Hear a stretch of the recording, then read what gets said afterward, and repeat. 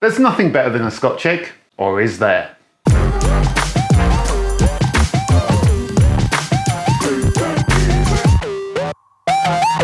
Hello and welcome to Big Foodie Geek. I hope you're well. Us Brits love a Scotch egg. It's simplicity itself. It's an egg wrapped in pork, wrapped in breadcrumbs and deep fried. We bloody love a Scotch egg. But what if I told you if that staple of British culture and cuisine was not actually originally from the UK? Well, it shouldn't be that much of a surprise really. Us Brits love taking things from other countries and generally making them worse. It's true, the Scotch egg was not originally from the UK. In fact, the humble British Scotch egg has its origins from India in the shape of the Nargis Kebab. The Nargis Kebab isn't a new thing to me necessarily. I had one probably over 10 years ago in an Indian restaurant and I saw it on the menu and I thought, that sounds like a Scotch egg, but taken up a level, that sounds amazing. And that's exactly what it is. It is the predecessor to the Scotch egg. It is an egg wrapped in lamb meat, but it's got all those beautiful spices that you associate with India and rolled in breadcrumbs and deep fried. So that's where we got the Scotch egg from. And with pretty much all food that us Brits get our hands on, we decided to take all the flavour out of it and just simplify it. I kid, of course, because I bloody love a Scotch egg, and a lot of the spices that go into a Nargis kebab we wouldn't have had back in the day when these things were first being made. So we had to make do with what we had, which was pork mince and good old classic salt and pepper and stuff like that. But the first time I had a Nargis kebab, it was amazing because it is everything you love about a Scotch egg, but wrapped in beautifully rich lamb meat with all those wonderful Indian spices. And I want to show you how to make one today because quite frankly, it is Scotch egg on steroids. It is beautiful and it is so good, and I'm not going to waste any more time. Let's go and make a Nargis kebab. As you would with a Scotch egg, we're going to need some boiled eggs. So I'm going to pop in some eggs to boil for about 7 minutes. I'm going with the best eggs I could get my hands on. These ones, Bluebell Araucana eggs. They've got a lovely yellow yolk and they will be beautiful in our Nargis kebabs. So I'm boiling up 6 eggs for 7 minutes, and when these are finished boiling, then they can go into some cold water to stop the cooking process. Our eggs have had 7 minutes boiling, so these can be plunged into some cold water, ice cold water to stop the cooking process. And now we can move on to the crux of our Nargis kebab, the meat. Now we're going to be using some beautiful lamb mince for our Nargis kebab, but we want to make sure it's beautifully seasoned, so we're going to do that with lots of lovely spices. We're going to be using ground cumin, ground coriander, Garam Masla, which is a beautiful blend of spices, Kasmiri Chili Flakes. You can get Kasmiri chili powder. I couldn't get my hands on it, so I'm going to use the chili flakes and grind them up. And similarly, I'm going to be using some Fenugreek Seeds, which again, I'm going to grind up into a powder. I'm going to use good old salt, garlic paste. If you haven't got any garlic paste, you can use garlic clove, just crush it up really well. And also a nice piece of fresh ginger as well. Not too big of a bit, probably about the size of the top of your thumb will do nicely. So I've got a pestle and mortar here, so I'm going to pop in a teaspoon's worth of the Fenugreek Seeds and a teaspoon of the Kasmiri Chili Flakes as well. Kasmiri chili is a beautiful chili. It's a chili that you want to use if you want a milder spice but still get the beautiful chili flavour. It's perfect for this kind of thing. And I'm just going to get in here and grind this. Obviously, if you manage to get hold of powders of both of these, you can skip this step. Many hours later.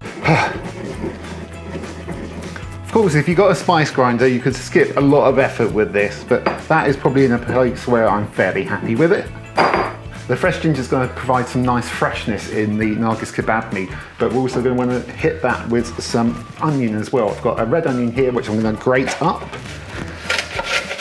When our onion's grated, we want to get some of the moisture out of there because we don't want to make the meat too wet. So we're going to take this, pop down some kitchen towel, wrap it up, squeeze a lot of the moisture out of this. You can see how much liquid has come out of those onions, so that would have made our meat really wet. Now let's get this meat all nicely seasoned up. So I'm going to go in and grate in my ginger and our onion and our lovely fenugreek and Kasmiri chili powders and a teaspoon of the cumin, the coriander, the garam masala, and of course our good friend sea salt. And then I'm just going to get in there and mix that all together. I'm using gloves today because I have a slight nick on my finger, and the last thing I want to do is get that in contact with raw meat. Plus, I'd always say it's a good idea to use protection when handling your meat. I don't want to overwork this because I don't want to make the meat too tough or anything, and overworking meat can do that. There we go. I could just make one giant one like that, just cram all the eggs into it. It's very tempting, but I won't. Guess who started the next step without turning the camera on? this guy. But it's okay, because all I've done is taken my hard-boiled eggs and coated them in some flour so they don't slip and slide when they're getting wrapped in the Nargis Kebab meat. And then I divided the Nargis Kebab meat into 6 even balls, and these are going to envelop those eggs. And doing that is really quite simple. So I just flatten the meat out in the palm of my gloved hand, like so. And I take one of my eggs and just slowly and carefully and gently draw the meat up around it.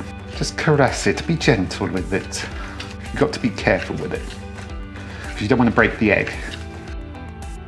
And when you're happy you've got that all around the egg, just roll it in your hands to make a nice spherical shape, and then pop that to one side and repeat 5 more times. Now with my egg sealed in the meat, we can now get on with coating our Nargis kebabs in our lovely breadcrumbs. So I set myself up a little factory line here of seasoned flour, egg and breadcrumbs. Now I don't know if it's true, but I've read that maybe these weren't initially breadcrumbed when they were first created, but it's become more common for them to be breadcrumbed. So that's what I'm doing, because we bloody love breadcrumbs on things and deep frying them.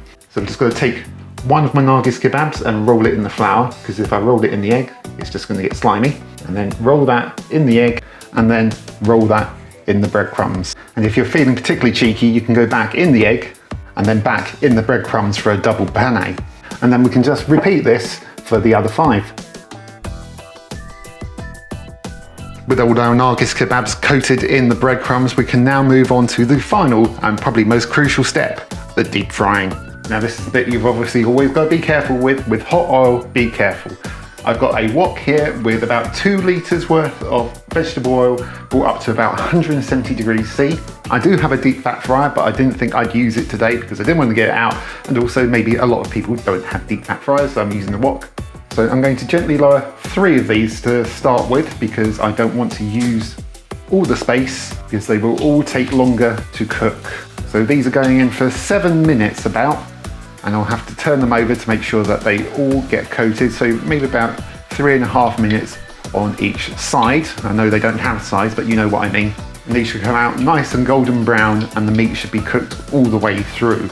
I'm just turning these over after a couple of minutes, just to make sure we get these nice and evenly cooked. You can see those already getting nice and brown, so I might even turn down the heat a little bit.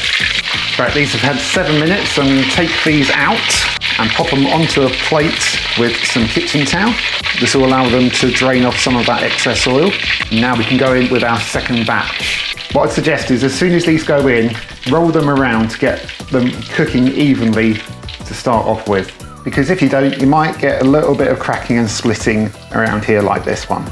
7 minutes later, and a bit of time for cooling down and draining off, we have 6 Nargis kebabs.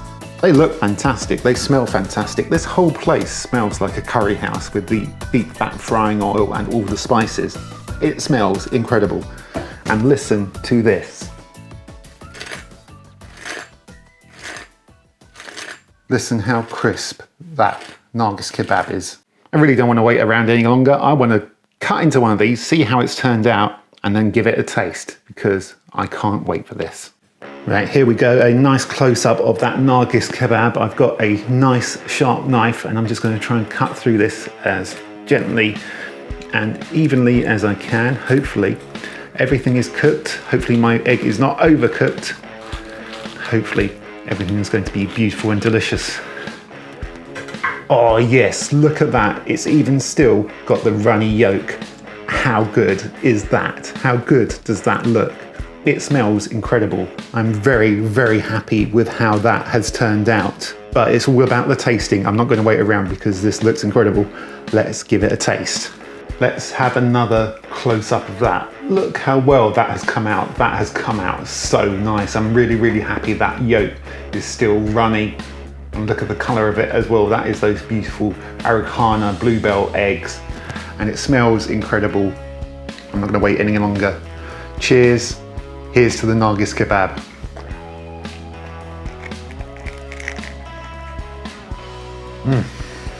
Oh man. Oh, that was so good. Sorry. That is absolutely beautiful. I haven't had one of those in about 10 years, but it is as good as I remember. Maybe not as good, because the last time I had one was in a restaurant and they probably make them even better than I do. But It is fantastic. If you love a Scotch egg, then you'll love this because this is the predecessor of the Scotch egg. It is the Scotch egg taken up a level. It is fantastic. It's got lamb in it. That's my favourite meat. It is beautiful. It is beautifully spiced. You've got the nice rich egg yolk as well. It is so good. It is so, so good. Seriously, if you haven't had one of these before, then go and make them. They are not that hard. You saw an idiot like me can make them. Or if you're in an Indian curry house and they've got them on the menu, order one because you won't be disappointed. You could have them cold, you could have them for lunch, you could have them as a side, accompanied to dinner, you could have them for breakfast, quite frankly. They are amazing, I love them, and I wish I hadn't waited 10 years to make them again. So there you go, that's how you make a Nargis Kebab. As I said, they are incredible. Have you heard about the Nargis Kebab before? Have you had one before? Have you made them before? If you haven't, are you gonna make them? Because you really should, they are so good. Anyway, that's it from me. I hope you enjoyed this video. If you did, then obviously give it a like, subscribe to the channel, hit the notification bell to find out when new videos go up, and I will see you next time on Big Foodie Geek. I'm gonna go off and finish that Nargis Kebab because I am so happy, so happy. I will see you next time, bye bye. Us Brits love a Scotch egg. We absolutely blooming love that little rolled boy of egg. Yeah.